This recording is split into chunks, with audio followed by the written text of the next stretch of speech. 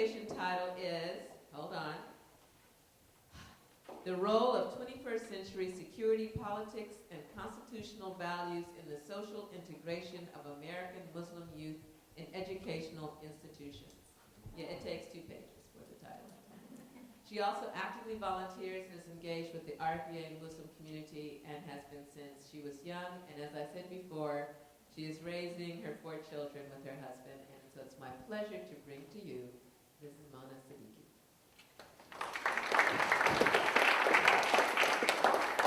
Thank you for your kind introduction.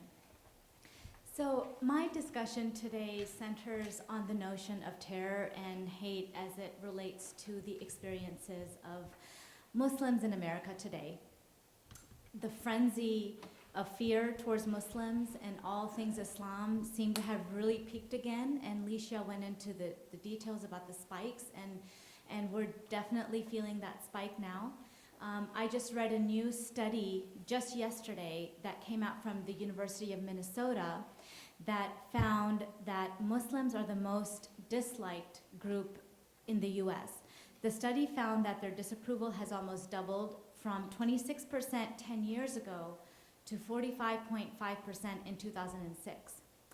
Gallup did a similar study last year and came up with very, very similar results. And 2016 has also been one of the worst years on record for attacks on mosques and hate crimes towards Muslims and those who appear to be Muslim. So the question is, what's going on? What's the psychology behind that hate? And so as we delve into this issue, I want to first talk a little bit about the demographics of Muslims all over the country. What are some of the empirical trends of who we are? Then I would like to get into how our political climate and our sort of all the hostility, anti-Muslim rhetoric is kind of impacting or affecting Muslims living in America.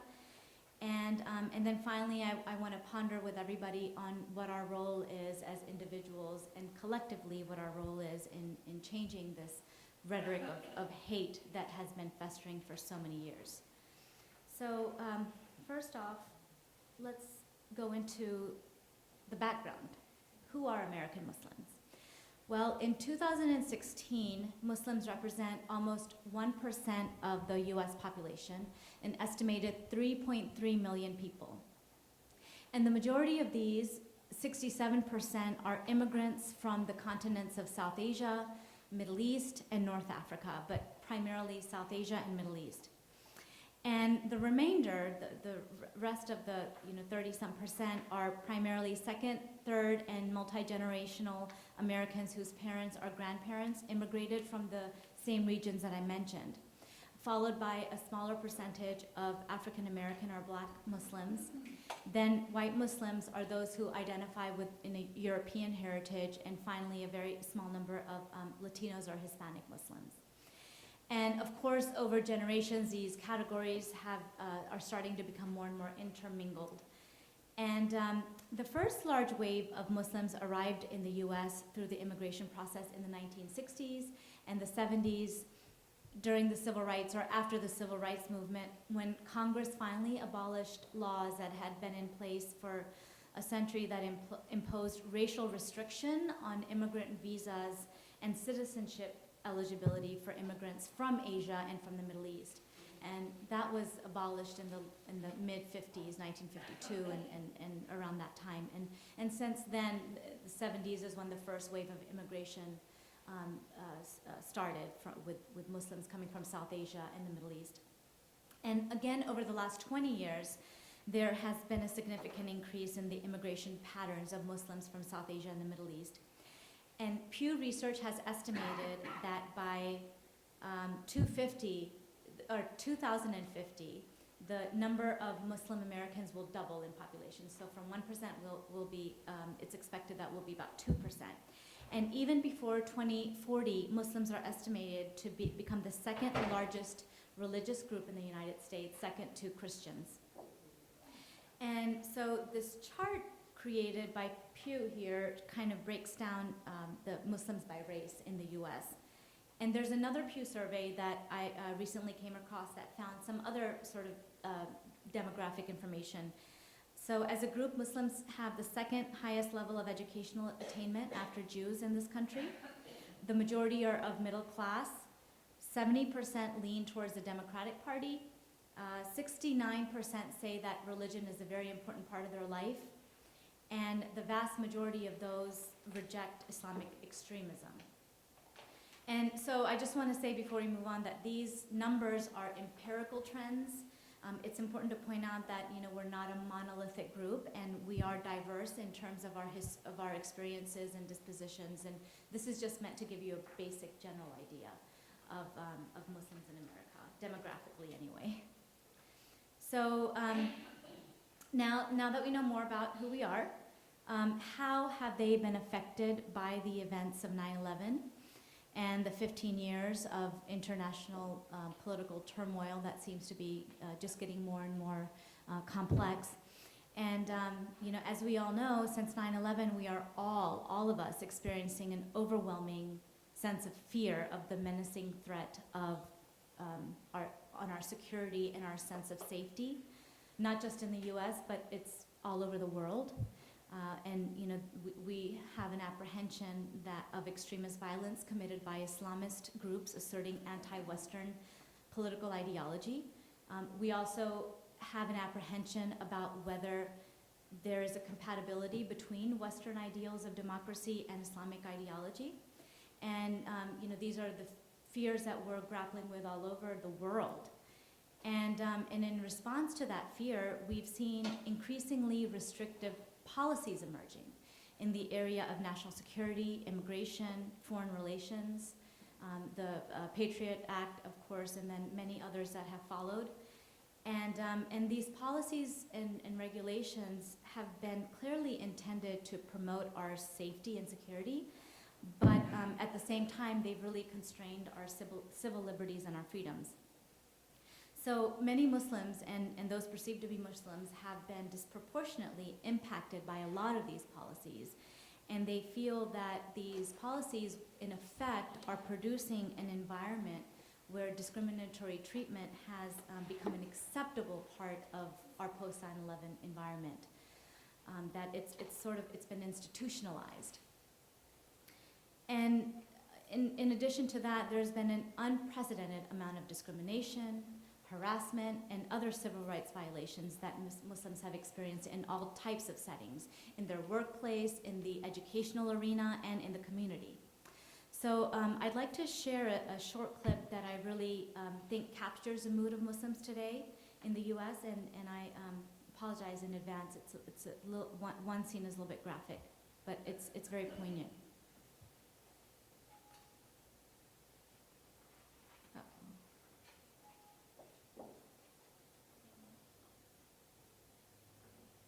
Is there any IT person?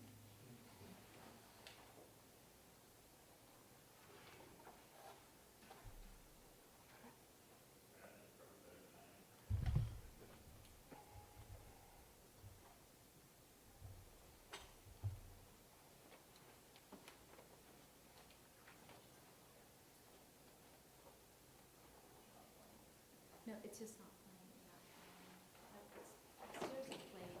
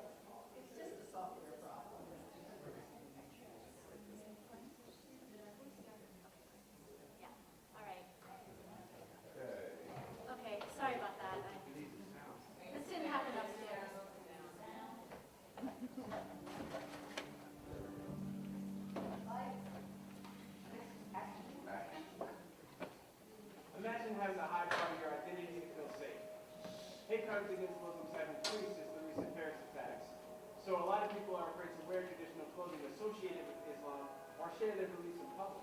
The man behind her punches her so hard, by the time she hits the pavement, she is already unconscious. He punches me as much as he can, left hand. But he hit me here. He punched me here. Aisha Raji is an advertising professional here in New York City. And even though she was born and raised right here in America, this pressure has made her feel like an outsider.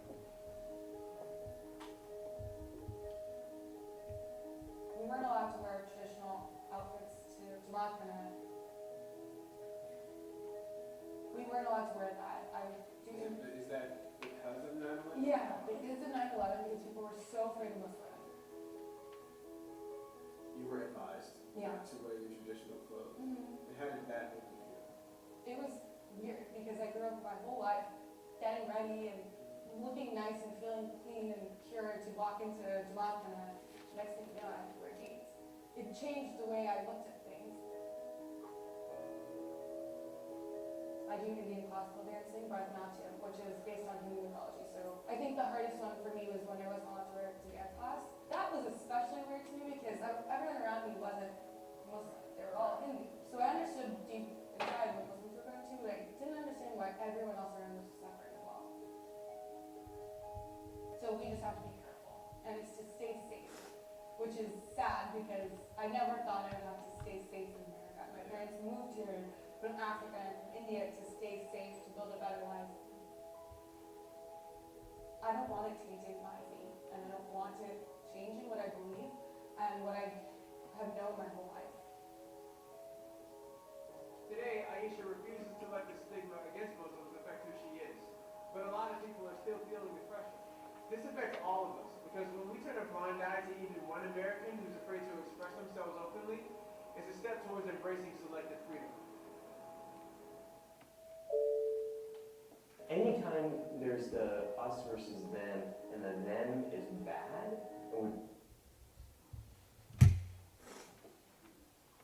What was that website again? Or the Mashable news.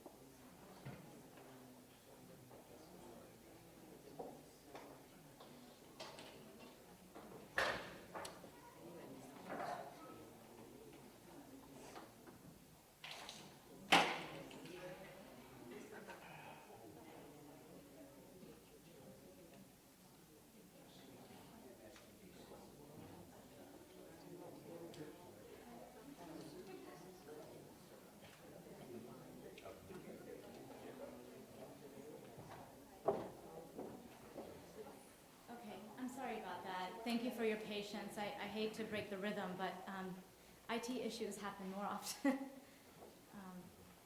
than not. So, again, I think that was just an example of how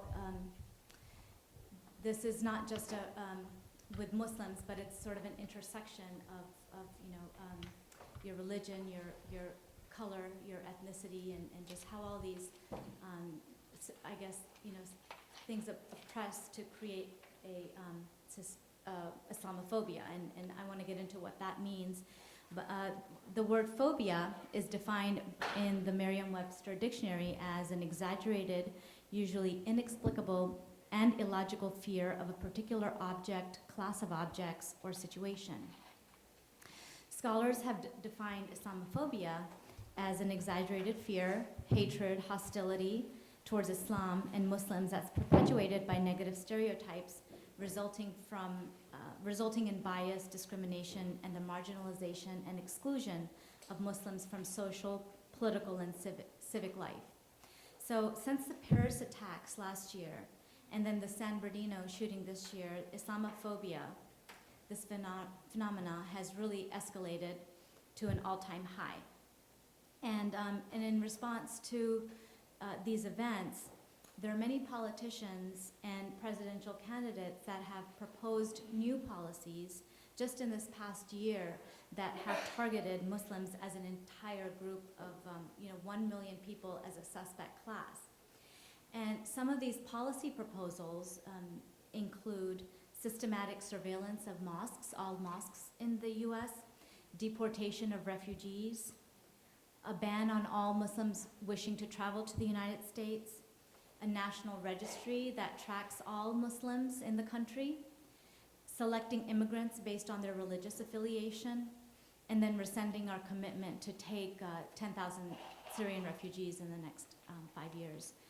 And these proposals, these policy proposals, are meant to be initiatives to protect us from the potential security threats. But are they protecting us, or are they creating a divide among us? And I would argue that these policy proposals made by political leaders, as well as their anti-Muslim rhetoric, has become an acceptable form of microaggression accepted in society. And that gets me into the lost my. So the definition of microaggression, it's a facet of Islamophobia that's a lot more subtle, but just as insidious. It's subtle in the sense that it doesn't necessarily rise to the level of an illegal act or violence, but it's best defined as daily acts of indignity on the basis of one's minority status.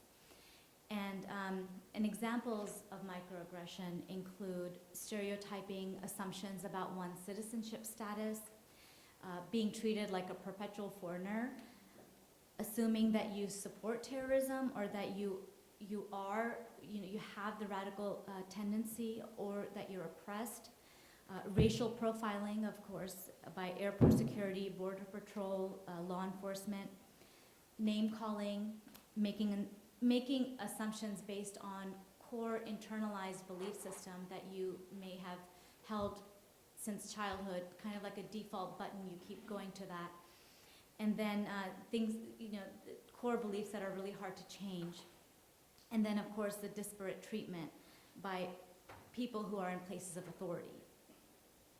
So recent empirical studies have found that these sort of actions, these microaggressions that don't rise to the level of illegal acts, have had a measurable detrimental impact on the psychological well-being of Muslims. And some of these impacts that were studied are depression, disenfranchisement, or alienation from the larger community, mistrust, anger, and fear towards law enforcement agencies and other types of figures in authority or administrative authority. And so, it's important to point out that it's not the first time in U.S. history that nativism has divided Americans against each other. Nativism, of course, being the idea that America must protect its citizens from the outside world and from immigrants. For example, and this is something I recently learned while I was preparing this, is that Jews were actually accused of causing the 1920s Wall Street crash.